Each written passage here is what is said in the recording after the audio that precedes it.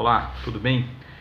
Quero falar a respeito da prisão do nosso ex-presidente, né, o Michel Temer. E aí a gente questiona e fica, meu Deus, né, mais um. E fora uma gama enorme de políticos do primeiro nível, empresários também de empresas, né? A gente vê isso nos últimos anos e a gente questiona no sentido de querer entender. E aí, olhando como um parâmetro para a palavra de Deus, a gente precisa, e a gente tem, eu creio que, plena condição de entender, de compreender e também de ter ações para que isso seja mudado. Parece ser algo tão, né, sem freio, que parece que não haverá solução, mas existe. Me fez lembrar um texto conhecido de 2 Crônicas 7,14, e eu entendo que isso aqui é uma frase, é um texto de um acontecido, de um momento específico na história, sem dúvidas disso, que está se tratando de um povo específico, de um lugar e de um tempo. Mas, além disso, o texto revela a vontade de Deus, os princípios de Deus, que esses não mudam. Então nós precisamos observar que quando nós olhamos esse texto, falar, isso aí foi por causa daquela época, isso aí já é ultrapassado, já foi no passado. Não, isso realmente tem a ver com um fato histórico, porém ele revela para nós um princípio de Deus que serve para sempre, porque os princípios de Deus não mudam. O que pode mudar é a forma de ação de Deus, e isso ele mesmo já mostrou e já avisou que ele pode mudar e ele muda. Agora, o princípio não muda. Então aqui, de uma forma para que a gente possa ter o contato com o texto bíblico, 2 Crônicas 7,14 diz: se o meu povo, que se chama pelo meu nome, se humilhar e orar, buscar a minha face e se afastar dos seus maus caminhos, dos céus eu ouvirei, perdoarei os seus pecados e curarei a sua terra. Então isso aqui mostra que se nós nos voltarmos, reconhecermos o erro e nos voltarmos para Deus, para os seus princípios, que há um efeito positivo, há uma consequência disso. Da mesma forma que quando nós não fazemos, quando nós não nos interessamos e nem queremos saber desses princípios e vivemos com qualquer outro parâmetro, porque com parâmetro sempre nós vamos viver, com princípios, critérios sempre haverão. A questão é quais são. Qual é a origem desses princípios? Então Deus está dizendo, se vocês reconhecerem que aquilo que está acontecendo, aquilo que vocês fizeram não está correto, se vocês se arrependerem e se consertar e procurar fazer aquilo que é melhor para vocês, que é a vontade dele, Deus, as coisas terão o seu encaminhamento, né? É como uma lavoura planta colhe, é como uma linha de produção que você entra com a matéria-prima, naquele processo produtivo, você sabe o que vai sair lá no final. Vai sair aquele produto conforme as características da matéria-prima e das máquinas utilizadas para produzir aquilo. Não tem para onde fugir, não vai sair um produto diferente, né? Então, olhando aqui no Novo Testamento, me fez lembrar, com base nesse texto 2 Crônicas, me faz lembrar de 1 João capítulo 1, versículo 9, que diz: se confessarmos os nossos pecados, ele é fiel e justo para perdoar os nossos pecados e nos purificar de toda a injustiça, que é o que nós estamos vendo, infelizmente, no nosso país, nessa questão política. E aí, tem mais um texto que eu preciso dividir, de novo, fazendo a observação que é um contexto histórico de acontecido de uma nação específica que está tratando aqui de Israel, mas aqui vamos olhar pela lupa, né? Vamos manter o nosso olhar pelo princípio, o que Deus está revelando a respeito da sua vontade, daquilo que Ele espera de nós. E essa compreensão cabe a nós, e também fazer ou não. Então, Deus já deixou claro, eu digo, as regras do jogo. O que cabe a nós é como nós vamos nos desprender e nos envolver e praticar esses princípios, porque aqui já está dizendo quais são as suas consequências. Então, Ezequiel capítulo 22 está falando a respeito de Israel, de Jerusalém como cidade, e aqui está dizendo: veio a mim, né, ao profeta Ezequiel, esta palavra do Senhor: filho do homem, você julgará essa cidade sanguinária? Então, confronte-a com todas as suas práticas repugnantes.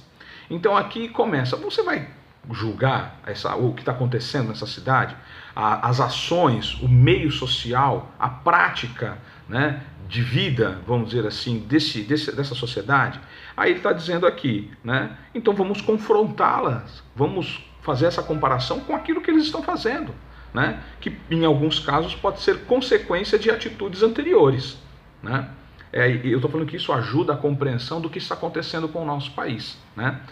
Lembrando que na prisão do ex-presidente Michel Temer ontem, um comentário, se não me engano, do juiz, falando sobre que é um comportamento que já vem há 40 anos.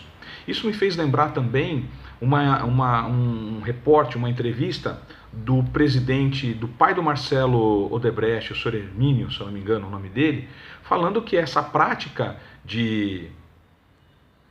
não posso dizer, que alguns chamam de bola, né, que chamam de um agrado, né, que na verdade é um suborno, e isso não é novo, na verdade isso vem com uma outra embalagem, mas o conteúdo é o mesmo, e é uma prática antiga que nunca deu certo. O que a palavra de Deus alerta é que nenhuma sociedade, que nenhuma nação com essas bases, com esses princípios, prevalece.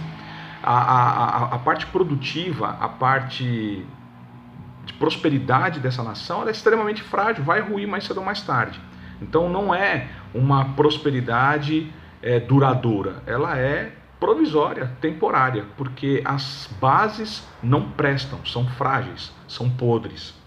Bom, aqui, seguindo aqui no texto, do versículo 4 em diante, 3 diz assim ainda, e diga assim diz o Senhor soberano, ó cidade que traz condenação sobre si mesma por derramar sangue em seu meio e por se contaminar fazendo ídolos. Aqui falando sobre as práticas daquela cidade. E esses ídolos, na época aqui, fala realmente de ídolos de adoração a outros deuses, que na nossa vida contemporânea existe isso também, e existem outros ídolos que estão no coração, como me faz lembrar de Mateus 6, versículo 21, que fala que nós não podemos adorar a dois senhores, né? Versículo 24 diz lá que nós não podemos agradar a um e também conviver agradando o outro, tem que sim desprezar um e agradar o outro, e no final diz que nós não podemos servir a Deus e as riquezas. Então hoje essa ganância e esse ponto, né, que a gente fala tem subido no coração das pessoas e da nossa sociedade como um Deus. E Deus está falando, não tem como isso fechar, essa conta nunca vai bater. É como lá em Timóteo também, 1 Timóteo capítulo 6, fala sobre que o amor ao dinheiro é a raiz de todos os males. Então aí Deus está revelando os seus princípios, como aqui nesse texto de Ezequiel, que está falando sobre uma situação específica de Israel no tempo passado, porém o princípio que Deus usa, o critério é o mesmo, o parâmetro é o mesmo, então nós devemos observar isso. Foi um acontecido histórico, mas o que nós aprendemos com isso? O que Deus nos revela a respeito da sua vontade, dos seus propósitos e princípios para nossas vidas? Aqui está bem claro o que é isso e o que ele espera de nós. Seguindo aqui, versículo 4. Você se tornaram culpada por causa do sangue que derramou e por ter se contaminado com ídolos que fez.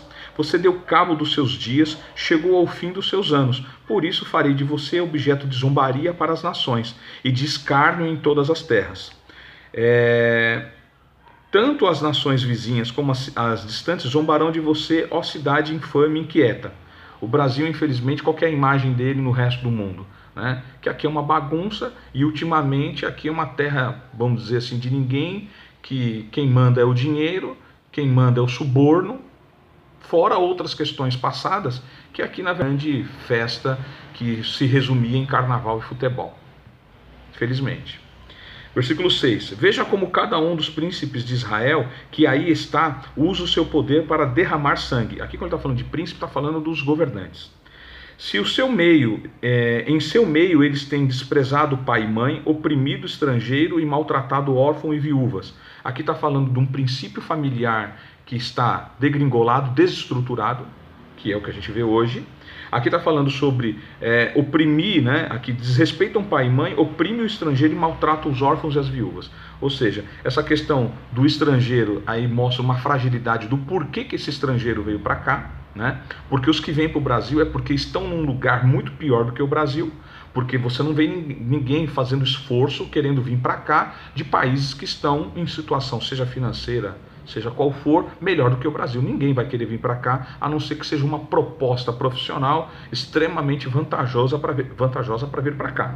Aqui está falando sobre maltratar o órfão e o oprimido, que essas duas pessoas, essas duas situações representavam na época a maior, era a maior representatividade de necessitados da época.